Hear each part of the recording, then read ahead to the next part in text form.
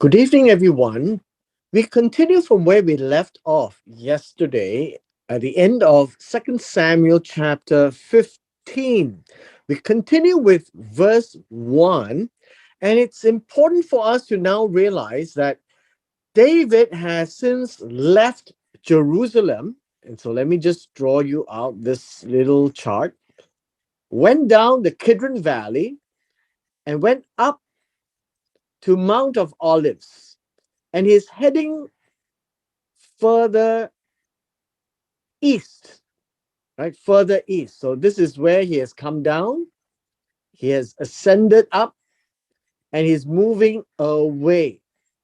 So this is Mount of Olives, and this is the city of David.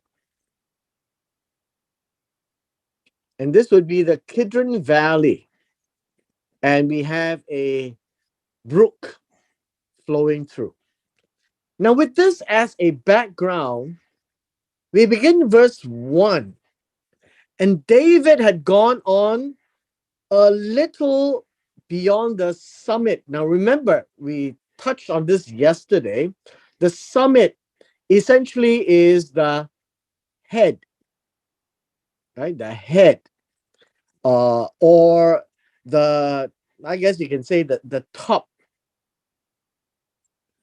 And so that is why I have drawn David to be up there at the top.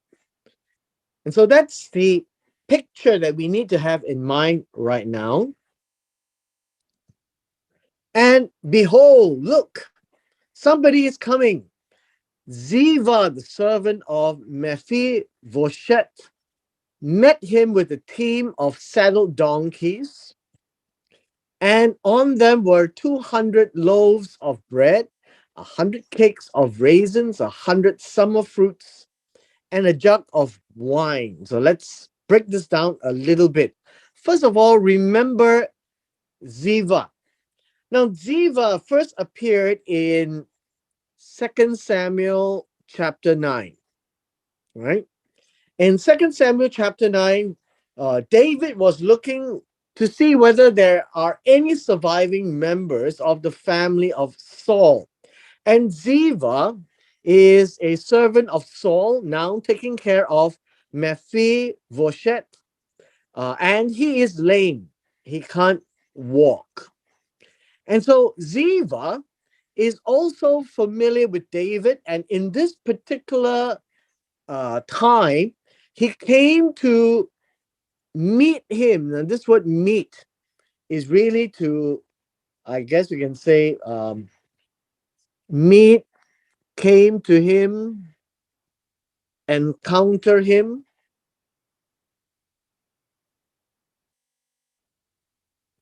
And he says with a team.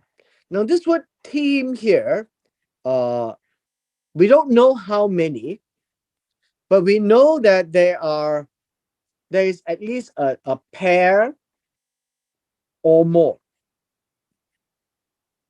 And usually you probably have a span of animals, at least two or more, and they were saddled donkeys, and these were he donkeys. Whether you need to know that they are male or female, they are male. They are saddled, and on them were 200 loaves of bread. This is lechem, and usually when you talk about, um, I guess you can say bread. When you talk about bread, uh, we added in the word loaves. The word loaves doesn't appear, but if you don't put loaves in English, then it doesn't sound right when you talk about bread. But it's actually 200. Upon it, you've got 200. It's the word hundred in the dual. 200 bread, at least, or lechem, 100 cakes. And whenever we talk about cakes, this word cakes, it, well, I guess you could say cluster, clusters of raisins or bunch doesn't ne- well, I guess you want to call it cakes. Um, Not necessarily cakes, right? Not as we understand it. Maybe dried grapes will be an easier way of looking at it. 100 bunches of grapes or dried grapes, raisins. 100 summer fruits. Now, many people will say the summer fruits here would be figs, and so these would be uh maybe some others, right? But they would be probably pressed figs because it's easier to bring them along. This would be dried, and this would be dried as well, and a jug of wine. Now, this word here is a pitcher. Now, how big the pitcher is, we don't know, but most of the time, it may not be in the form of a physical pitcher when you have to carry it around. It would be skin bag that would work too, right? And that's how travelers would contain liquid, not necessarily in a hard pitcher, but in a skin bag. Verse 2. And then we see this as a narrative. And then the king said to Ziva, and this would be David, and he asked these questions. He says, what do you have these? Now, in the English, it sounds a bit weird. The literal translation might shed some light. It says,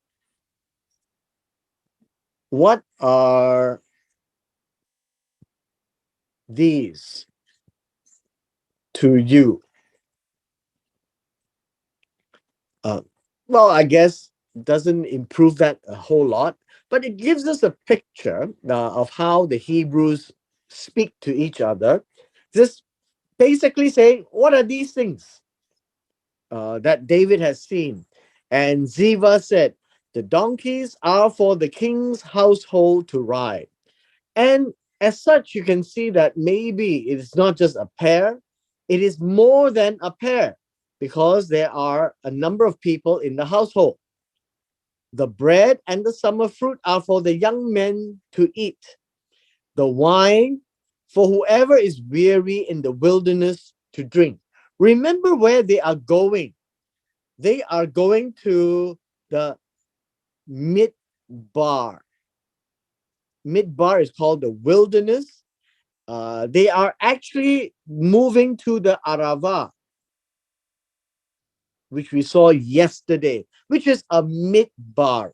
And when you're there, when you are weary, when you are thirsty, uh, when you are fatigued, well, you can have some wine. Now, this idea of wine is yayin. Now, the idea here of wine as yayin, this would be alcoholic, right?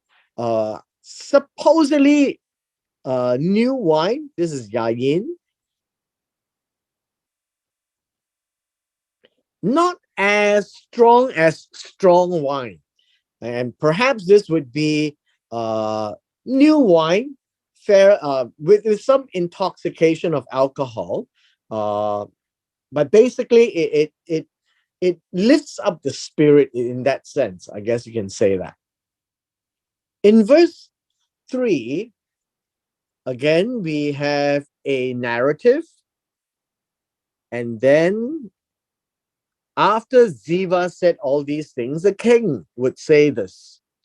The king is now saying, where is your master's son, Mephibosheth? Your master, that would be Saul. So where is Saul's son?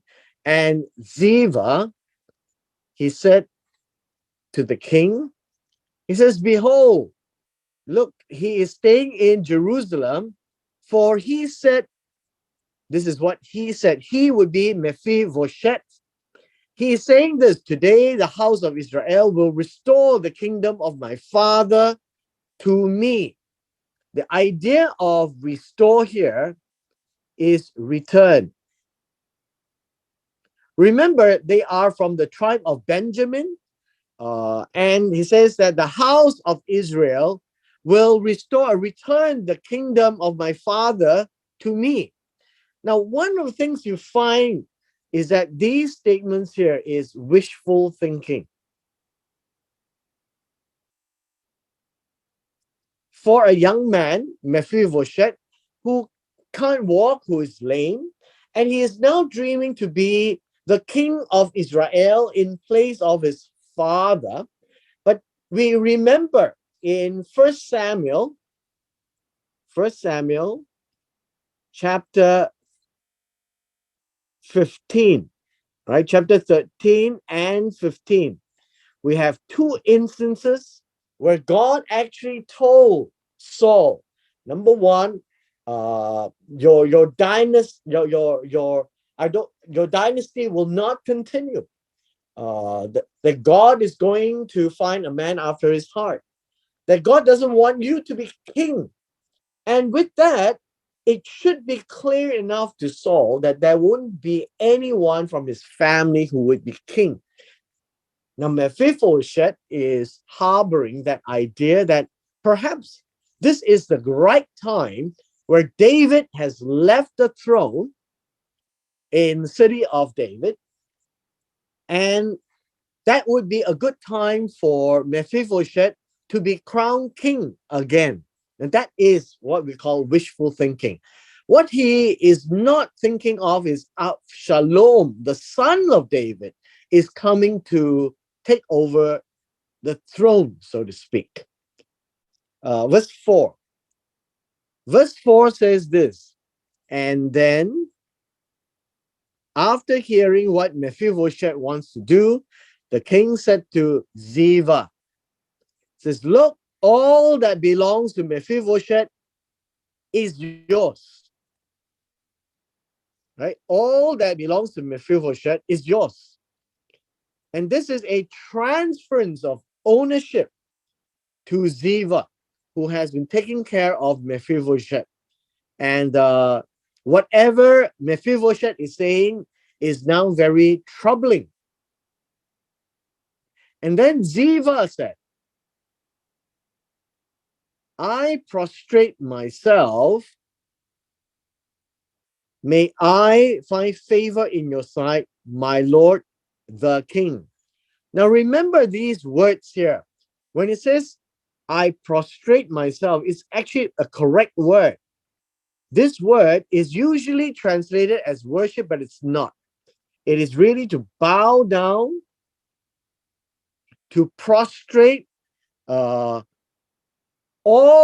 the way to the ground. This is an Oriental Eastern type of practice, really. Whenever you meet somebody who is more powerful than you, you pay obeisance. And this is a form of obeisance, even practiced today in Eastern cultures. And Ziva is bowing down all the way to the ground in front of the king. And he says this, may I find grace in your eyes, my Lord, the king. He says, my Lord is Adoni, right? Adoni.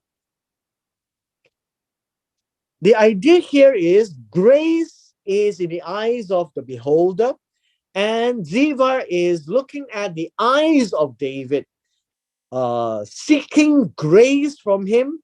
And this is a response, is not actually pleading for grace, but he is acknowledging the fact that he has found grace in the eyes of David, because all that belongs to Mephibosheth is yours. It's now in your care. And this in itself is favor. It's favor. We come to verse 5. Verse 5 is quite interesting. The king comes to a place called Bahurim. Bahurim is a place which is northeast of Mount of Olives. And interestingly, I think you find that this was the place also referred to in 2 Samuel chapter 3, verse 16, I think, where the husband of Michal was crying and chasing after her when she was summoned back to David.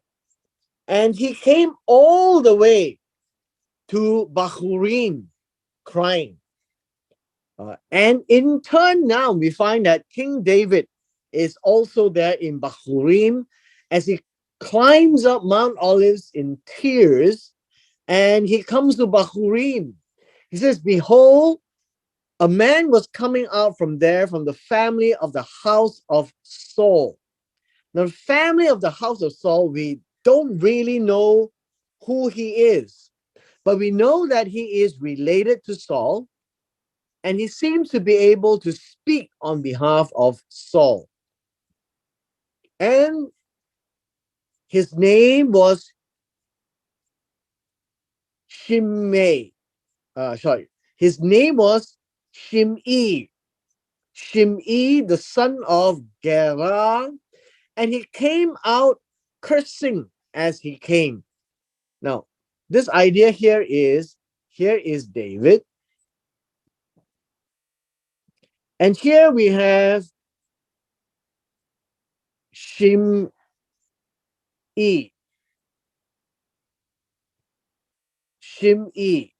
right? Shimei, and he was walking. As he was walking, the English says he was cursing. And this word cursing really means, how should we say? Um, it means making slight or despicable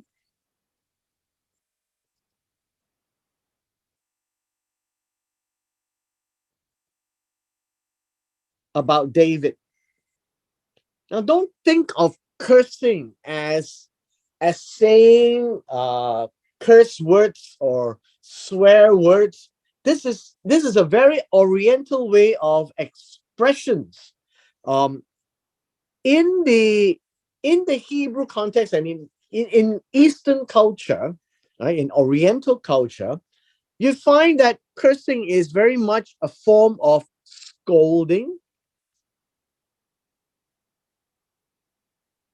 And in the words chosen in that scolding, it is to make David very small, right?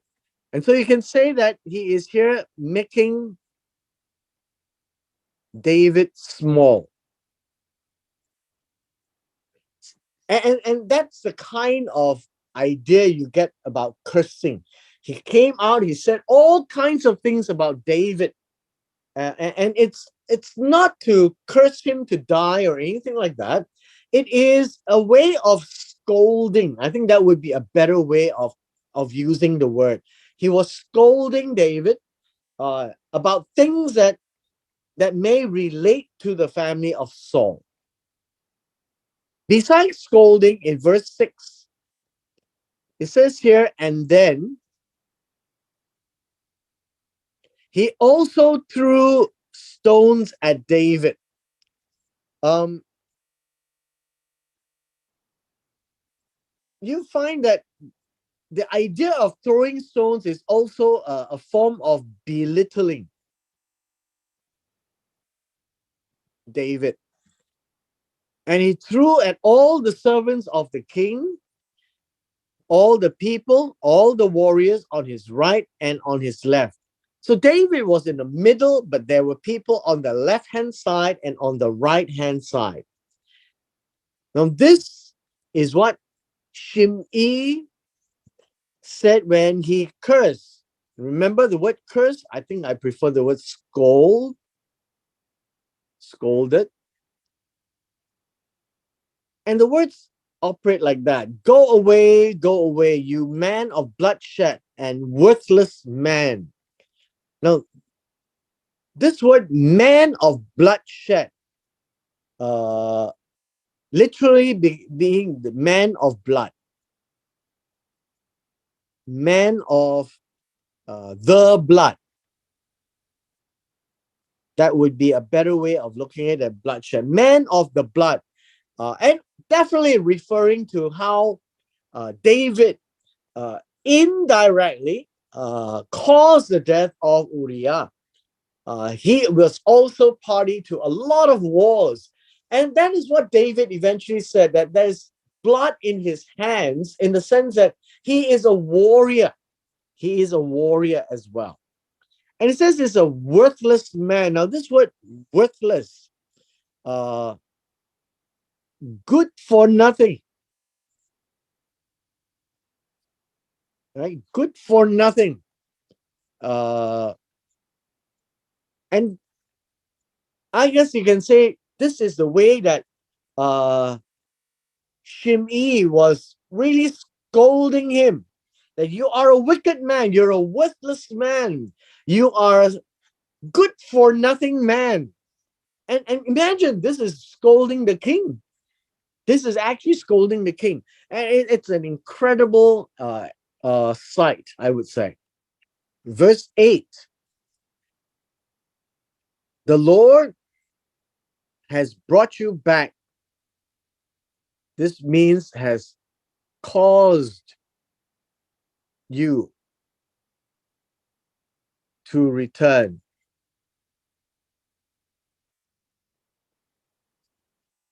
It says the Lord has caused to return all the blood, not the bloodshed, all the blood of the house of Saul, in whose place you have become king. And the Lord has handed the kingdom over to your son Absalom. And look, you are caught in your own evil, for you are a man of blood, not bloodshed, man of blood. Like man of blood. Now, what does that mean? That you have done evil in your own evil. And basically, what you can say is this is the means of scolding David to wake him up that because of the death of Saul, he now can be king. Because of the death of Saul's sons, he can be king. And that's what it means, that God has brought you or returned upon you all the blood in the house of Saul, in fact, also your own evil. Now, whatever that may mean, I do not think that anybody else knew about that episode with Bathsheba and Uriah, and how Nathan the prophet had dealt with David in private. And it is somewhat prophetic in that sense, that David is now called a man of blood. You are a man of blood. And basically, there's blood in his hands. Not so much as he killed, but it is related to his progress in the throne, right? Progress to the throne. We read in verse 9. Verse 9 says, and then Avishai, the son of Zeruiah, said to the king, why should this dead dog curse my lord the king? Now let me go over and cut off his head. That's how people those days speak. So this word here, should this dead dog, or dead, or I guess it dying dog. Should this dying dog uh, curse the Lord my king?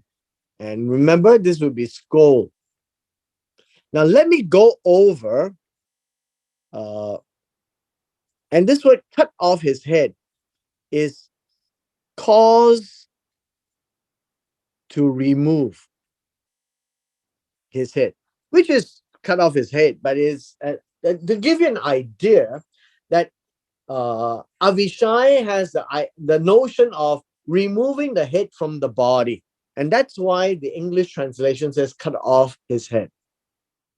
Verse 10, but, or, and then. And then the king said, What what is it between me and you? There is no business here, right? What is it between me and you, sons of Zeruiah? If he curses, right? If he curses, uh, and if the Lord has told him so, and this whole idea is thus, uh, and this word "if" could also be read as because, right? Not if or maybe.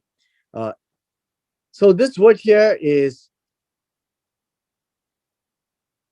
because he curses and because God has told him, curse David, then who should say, why have you done so? Now, that would be the better way of looking at this phrase. David's mind, right? In David's mind, that this is probably God's doing. Now, some commentaries had suggested that Shimei is probably the Sanhedrin, the judges of the day. But we don't have any background to that. So that's probably coming from Jewish traditions. But it does seem that David respects, you notice here, uh, David respects Shimei for whatever he may say. And so look at how David articulate the response to all the scolding. Verse 11, and then David said to Avishai and to all his servants, look, my son who came out of my own body. Now, this is very important. My own body means the son of his loins seeks my life, wanting to demand my life. How much more is this Benjamite? Leave him alone and let him scold, for the Lord has told him. And so by implication, you find that David knows more than what the text is saying.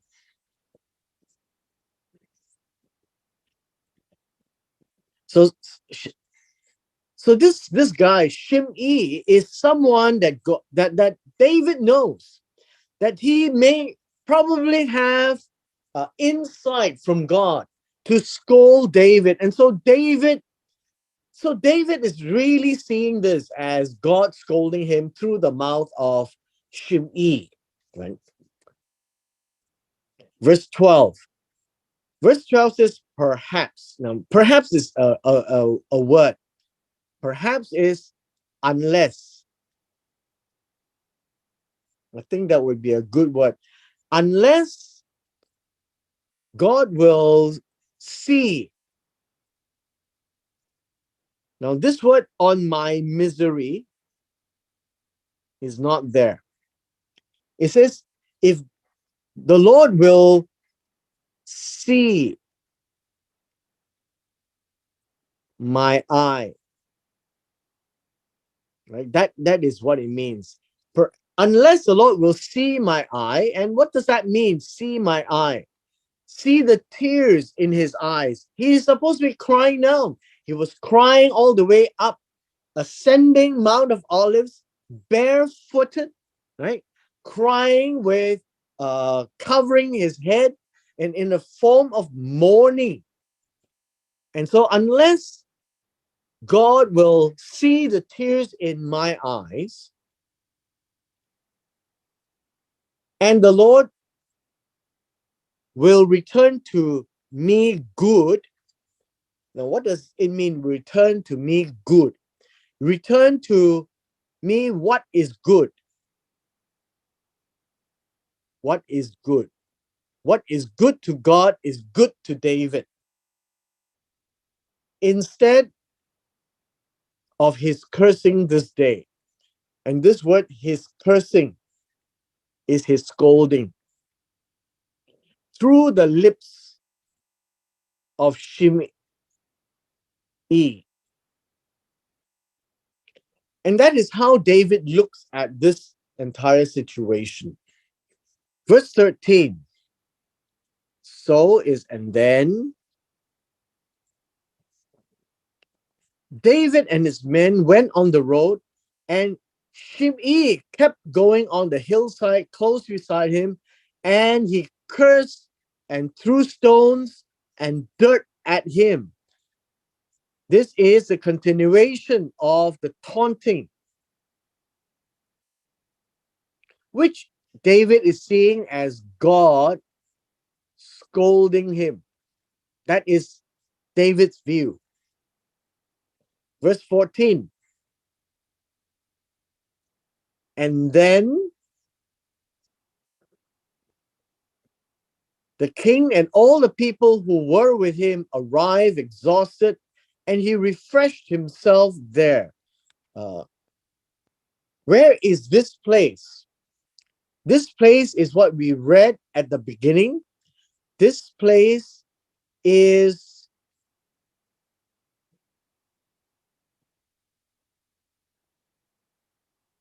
Bahurim.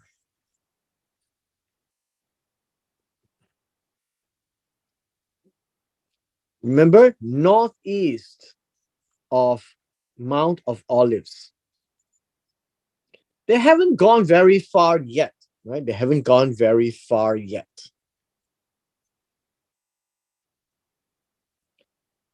We look at verse 15.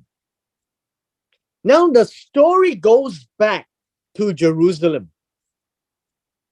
Where we left off yesterday was Hushai who left David, and Hushai and David had a scheme so that he becomes the confidant of Avshalom and usurp the position of Ahithophel.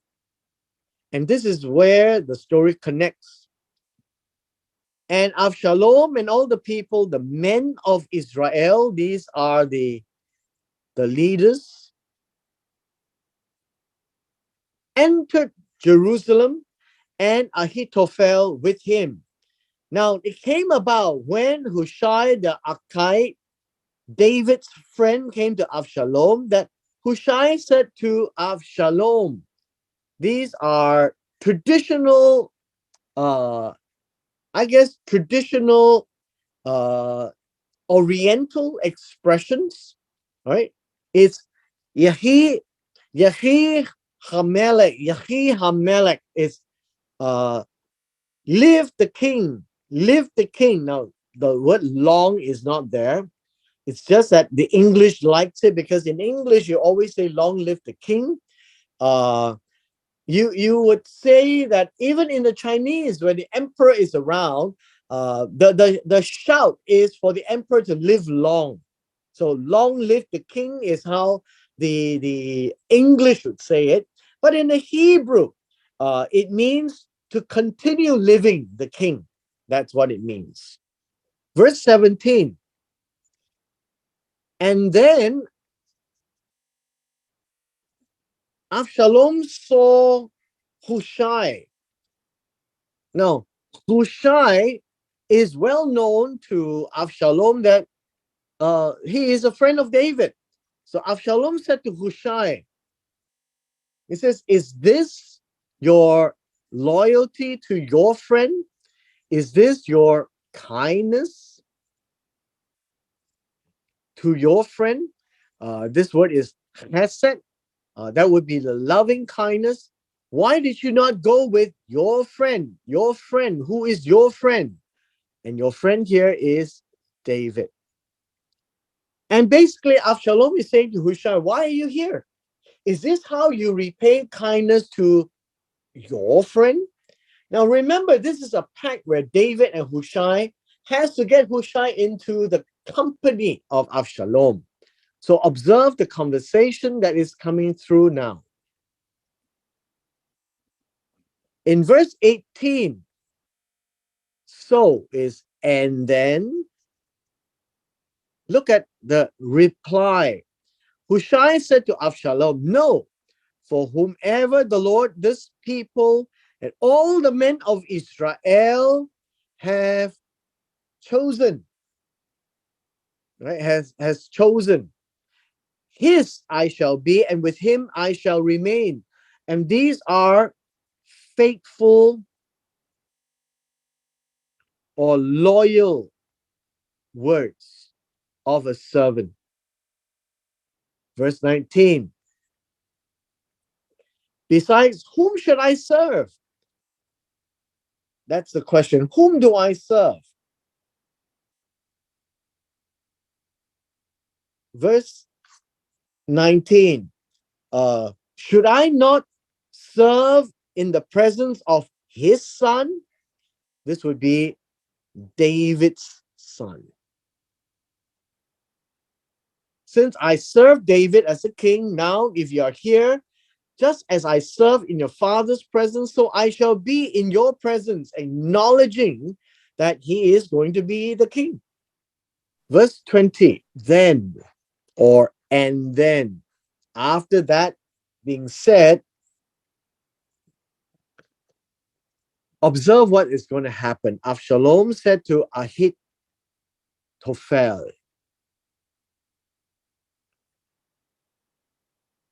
this is very strange advice. He said, give your advice. This would be counsel.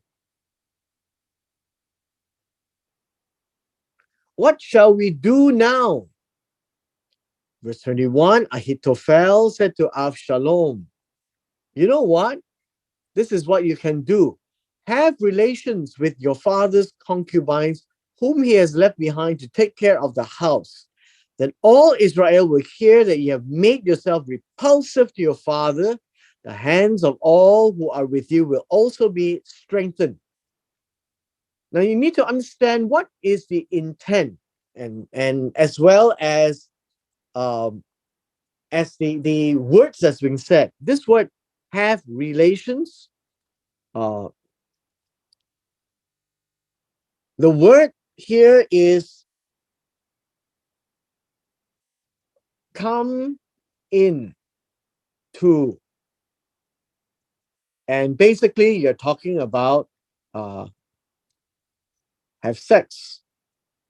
That is basically what it means. This is a very soft way of expressing something which is harder in its meaning. Have relations is very similar to the Hebrew kind of euphemism, like Adam, the man knew his wife, right? And she conceived, and then she gave birth to a son. So that's the kind of words that they use in the Hebrew. But just for our purpose of clarity, that's exactly what Ahithophel is suggesting to Avshalom. The father's concubines would be those who have been left behind to take care of the house, and is to show all Israel must hear what you have done, that you have made yourself repulsive Now, this is a very important word. Repulsive comes from the word ba'ash. It makes stink. That's what it means. Bad smell. And that's basically what it means.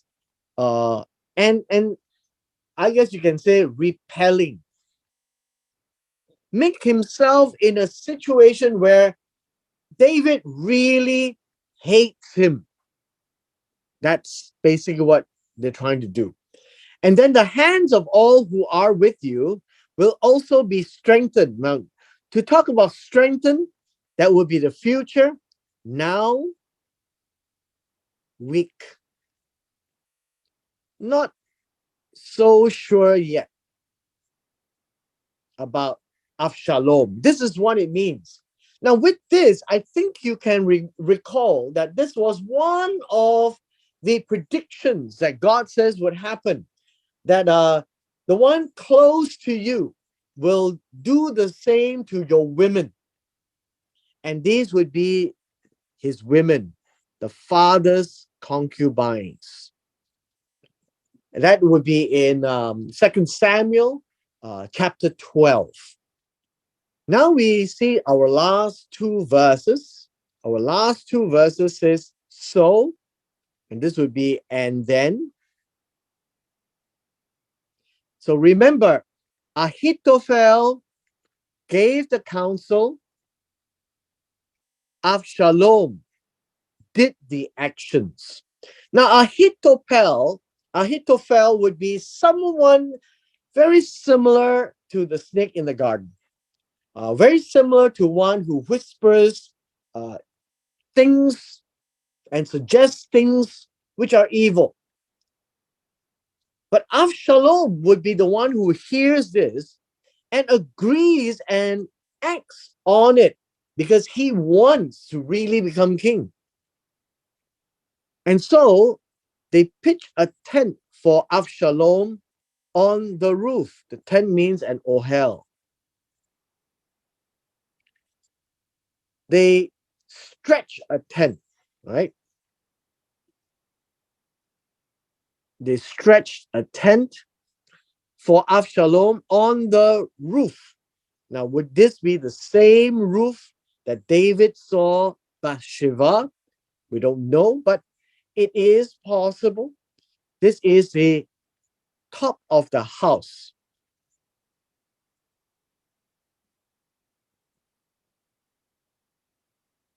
And so, if you think of the top of the house, which is David's palace, and then you find that David's palace is actually further up from the rest of the houses. And there was a tent that's pitched, right? Tent pitched. The idea here is that this will be very visible. This is public. This is very, very public. Now, if you go back to read 2 Samuel chapter 12, I think chapter 12, reading from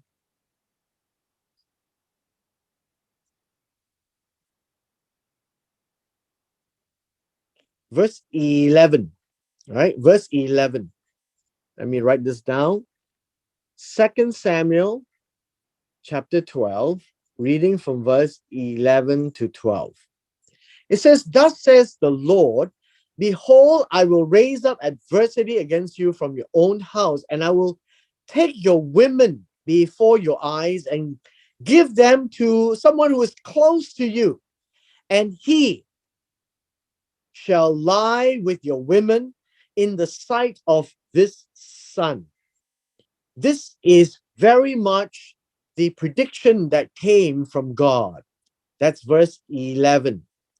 And verse 12 says this, for you did it secretly without anyone knowing, but I will do this thing before all Israel, before the sun. This is very crucial for us to understand.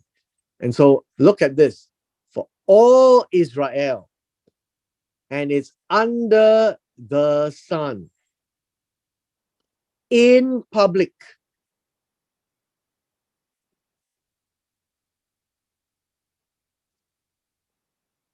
And this word and is and then.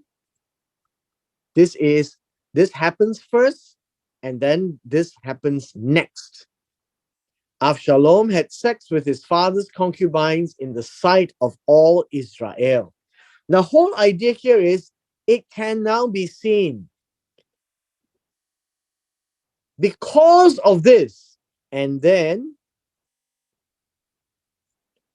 Ahithophel became very powerful.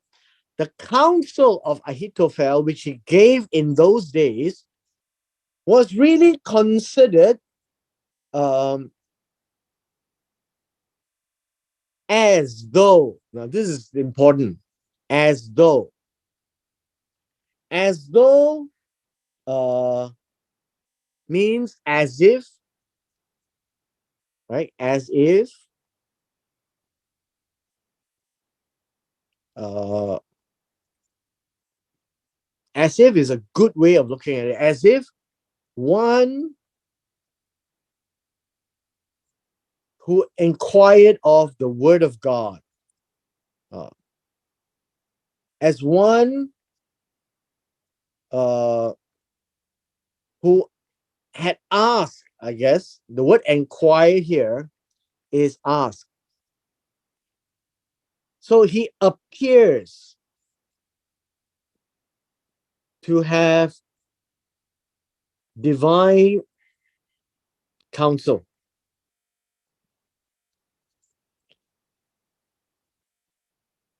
So all the advice of Ahithophel, both by David and Avshalom. The word so means even so, right?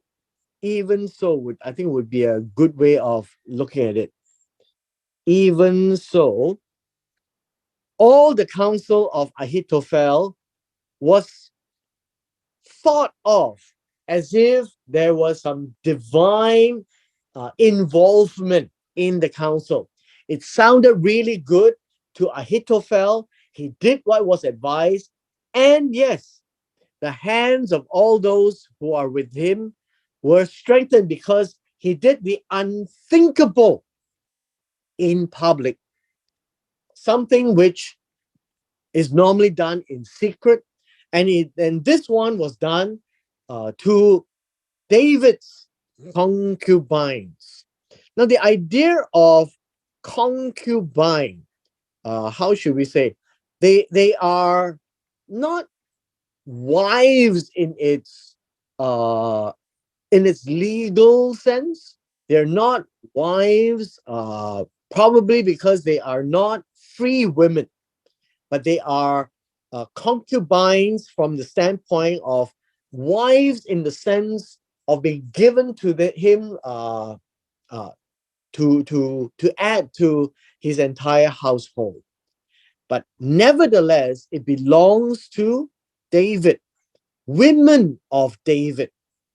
And that was the women of David that God was speaking about in chapter 12, verses 11. And with this, we come to the end of our session this evening.